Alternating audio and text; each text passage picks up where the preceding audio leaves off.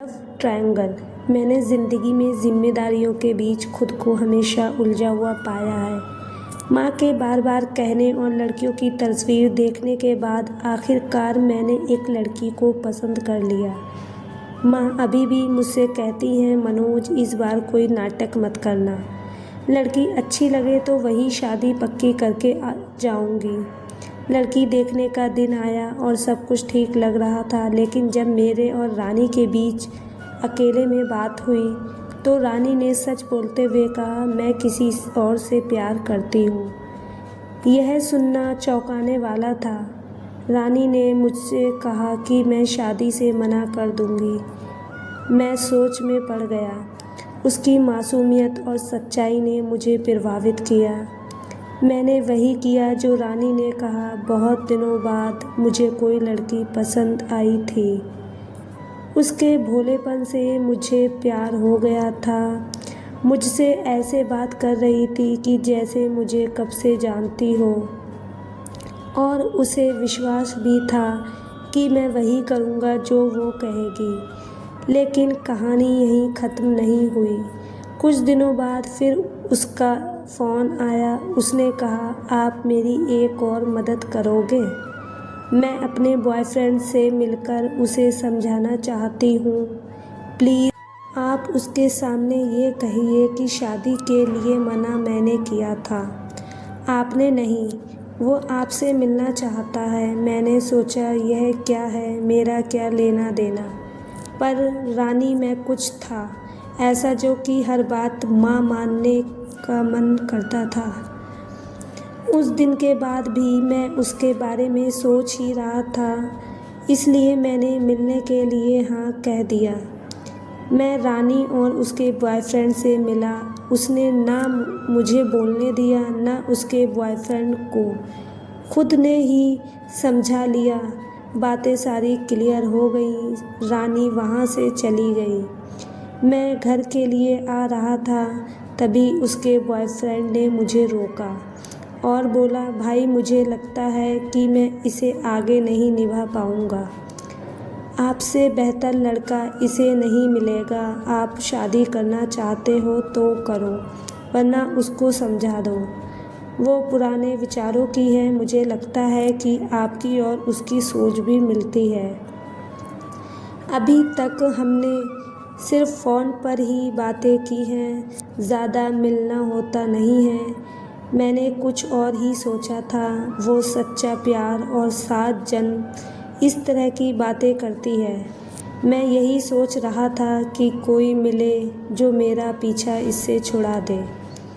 बस आप मिल गए। मैं अब बाहर जा रहा हूँ।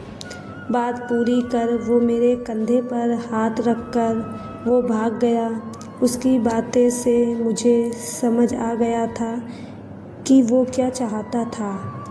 पर यह क्या नया पंगा है। वो अपने मन की बात कर भाग गया। वो अपने मन की बात बोलती रह गई। मैंने अपने दिमाग को थोड़ा कंट्रोल किया और सोचा कि मुझे क्या लेना देना। सोचा कि उसका नंबर ही ब्लॉक कर देता हूँ, नहीं तो वो मुझे फिर फ़ोन करेगी। फिर सोचा कि अब फ़ोन आया तो करूँगा, और शाम को ही फ़ोन आ गया। उठते ही उसका गुस्सा फूटा। आपने उसको ऐसा क्या बोल दिया कि उसने फ़ोन बंद कर रखा है? मैंने क्या बोला? तुम भी वही थी। झूठ मत बोलिए, मुझे पता है आप मुझसे शादी करना चाहते हैं। यह होगा नहीं। अरे ऐसा कुछ नहीं है, मैंने कुछ नहीं बोला। वो ही बोल रहा था कि उसे अब आगे चुप रहो। वो ऐसा नहीं है, आपने कुछ किया होगा। उसकी बहस इसी तरह चलती रही। फिर उसने फ़ोन काट दिया।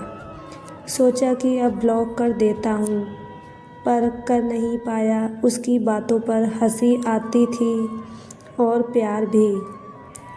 मन किया मेरा कि मैं फ़ोन करूं, पर मुझे पता था कि वो ज़्यादा देर तक बात किए बिना नहीं रह सकती।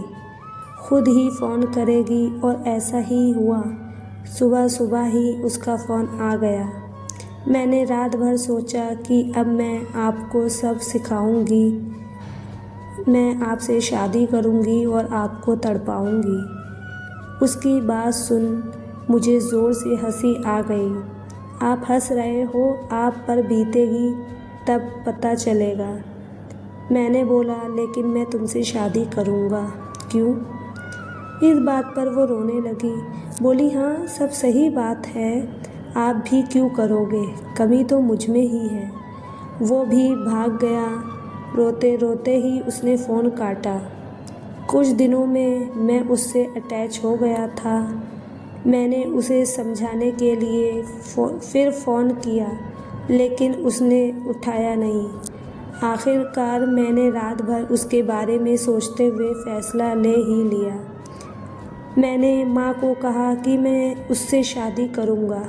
शादी पक्की होने के बाद वो रोज़ मुझसे 1 घंटे तक यही बात करती कि मैं आपको अब तड़पाऊँगी। खैर हमारी शादी हो गई। मैडम का तड़पाना अभी चालू है, देखता हूँ कब तक चलता है।